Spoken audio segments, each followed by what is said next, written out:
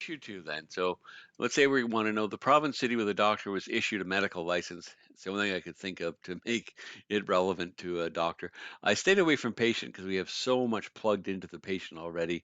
And actually, when I went and did this, I found it was a little more complicated than I planned because of our modal pop-up for creating a new doctor on the fly, right? So anyway, in city class, we'll add a relationship. So it's a one-to-many from city to doctor, right? Doctor can only be granted a medical license first time from one city, but that city could have multiple doctors, right? So we'll add this I collection into the actual city class. Coming back here. Oh, I'm still running. Quickly fix that. So coming to our models, going to city, we will add in that I collection because city is now a parent to doctor. So coming down to doctor, we'll add the new foreign key for city. Now, that's interesting here a little bit is the fact that um, we had no lookups for doctor, right? There were no foreign keys inside the doctor until now, right? So I wanted to be a little bit careful here. Notice that I've made it a nullable foreign key. There's some notes in the copy paste file, but I wanted it nullable so that later on we can just carry on without, I don't have to go back and change seed data to add a city for every doctor. Also, the main reason I wanted to make it nullable was so that with our pop-up modal, right, to add a new doctor on the fly, I didn't want to have to worry about addressing the whole required city issue with that. So this way, it's not absolutely required, but by throwing this one annotation on here, this range, it does mean that I eventually am going to be forced to select a city for the doctor, right? Not right away, but I will eventually have to. Otherwise, I won't be able to edit and things like that.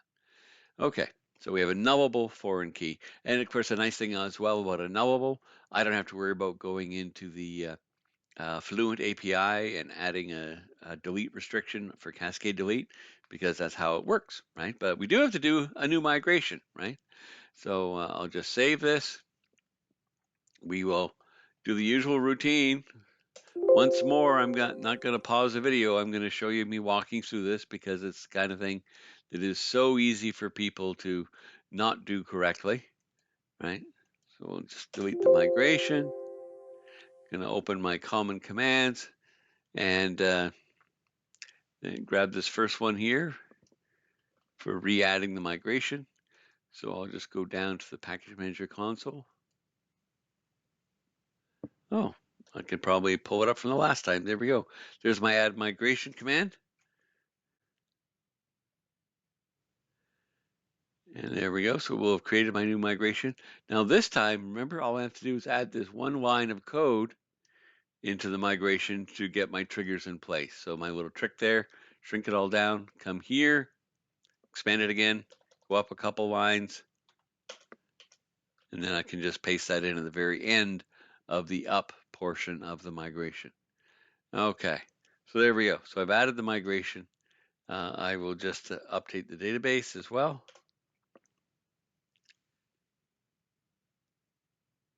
And we're done. Okay. So now I remember I did do some work here in our controller already. So in the doctor's controller, in the create get, I added, sorry, let me find it here. I added the popular drop-down list. That's so that my initial list would show up, right? So that's good, but I need to make a couple changes in here because now the city does definitely relate to the doctor, right?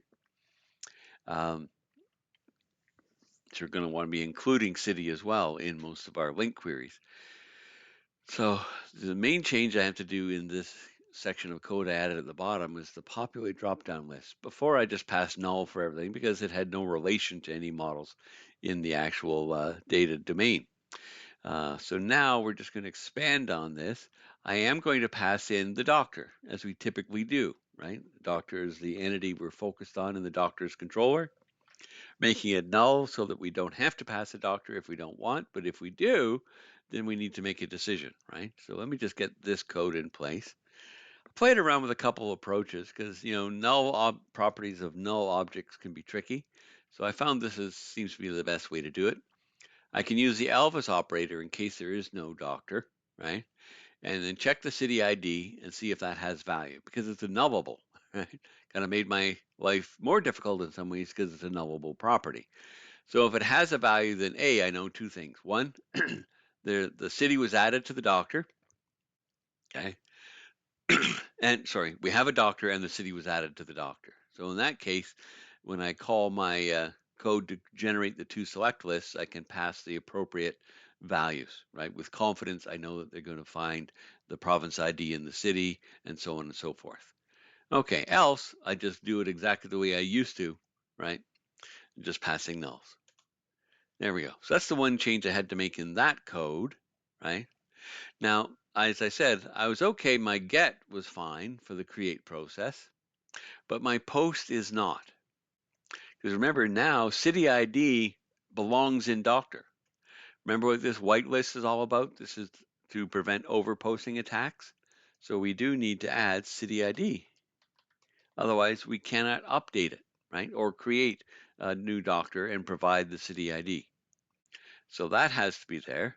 And before we return the view, in case there's a validation error, once more, populate drop-down lists, right? But this time with the doctor,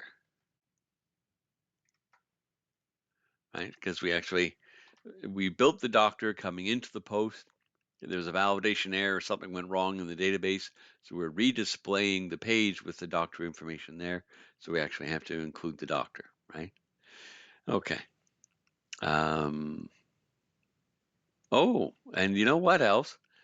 I almost forgot this. It just popped into my head. Before I do that, and I can wait till now because I wouldn't have to unless I'm redisplaying, I need to make sure the way we set up our code that the doctor has the fully formed city object inside it, right? So that's why I'm going to, before I do this, I'm going to actually populate that city object as a property contained inside the Doctor class with a little link query. Find async is the fastest way when you know the primary key, just to go get the object, right? So that then assigns it into the Doctor, and therefore it's there when I call populate. Okay, almost missed that. Good thing I didn't. All right, so that's good for there. Now in the create view, up here in our inputs, we do have to make some changes because remember we laid this out because it's not a bound field, right? So we do want to change that now. We want to take fully advantage of the fact that this is now a property of the model for the page, right? So our select, okay, here can be replaced with a new version where we're using ASP4, right? So this way, instead of having a hard-coded label saying city, right, it will pull it from the display name property, okay, from the metadata supplied. Our select, again, ASP4 city ID, so that way it makes sure that uses this value to pass back in the post to the controller, right? Gets the data from the same place, and that's fine. And we threw in a validation span. Just remember we had that range, right? So if they don't pick a valid city, that will give us a error message. We don't have to change province. We just had to change city. All right, now I could test it, but I think it won't take too much more to carry on and deal with edit. We might as well do both, right? So in edit, the main thing is when we pull the actual doctor object, we want to make sure we include the city, right? Get used to that fact. We always want to include the city. Sometimes we want to then include the province as well. But for now, it's just the city we actually need. And then, of course, we also want to populate drop-down lists with the doctor. Okay, that's it for edit. Edit get, now edit post, right? So once more, in our link query, right, we want to put that include for the city. Oh, okay, that has to be there. Down here is our try update model, right? And so here's that version of sort of a whitelist that we have to add city to, city ID, right? So we'll just add that new lambda expression. So we pass it. No, when we update this model that we pulled from the database, we'll also update the city ID. And lastly, now we definitely have the city there, so we don't have to do that extra step, but we do need to call our populate drop-down lists on who? On doctor to update. Okay, now that's it for the changes to the controller. But just as we have these and this code in the create, we do need the exact same code inside edit. And it is exactly the same in this case. So let me come down to my views for doctor. I'll open the edit view, come right after last name, and put the drop-down list for province and city. But of course, we also need the code, but the code will be identical again as well. So my own script as well as the refresh drop-down list script, right, will be exactly the same as down here. So just add that to the page and we should be good. The last thing before I run again is just the index view. It might be nice to show something on the index view, right? To let us see what city a doctor got their license from initially. So I'm going to come back up here. Now here is where we want to not only include the city, right? But we also want to include, after that, the province. So include city, then include province.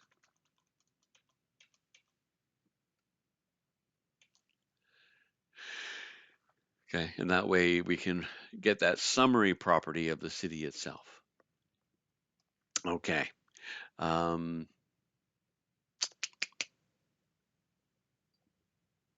me just think. Let's come to the index view for doctors. And I'm just going to add a column, right? I can do it one for the header. Basically, it's going to be almost identical to the first column, but of course, using the display name for, oh, what did I do wrong?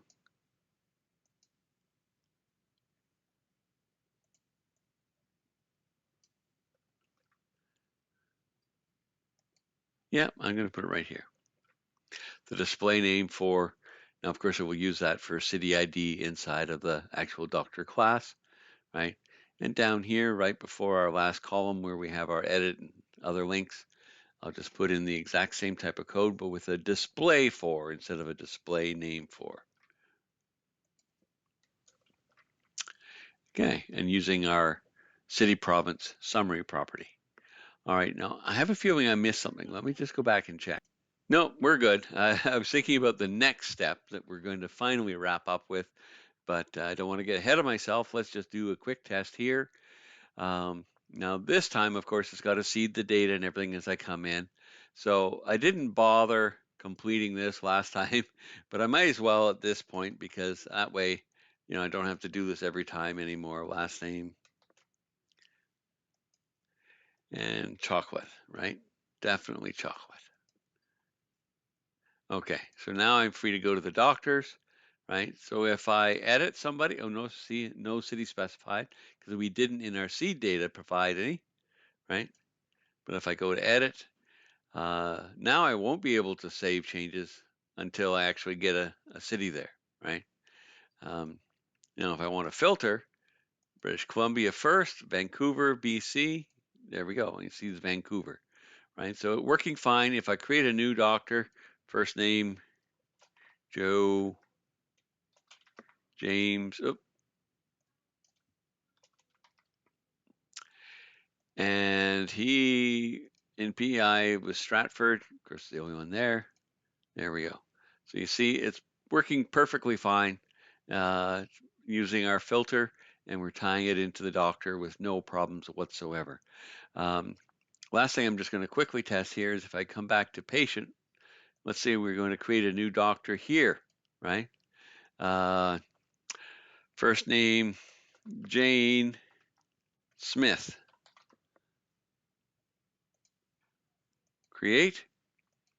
There we go. See, Jane showed up right away, so our call to our revised version of Refresh DDL is working just fine, right? And if I come back to doctors, I see Jane there, but there's no city specified because we skipped that step for now, but I can always edit her and pick a city out of Ontario. Maybe she went to school in Toronto. That's where she got her license issued.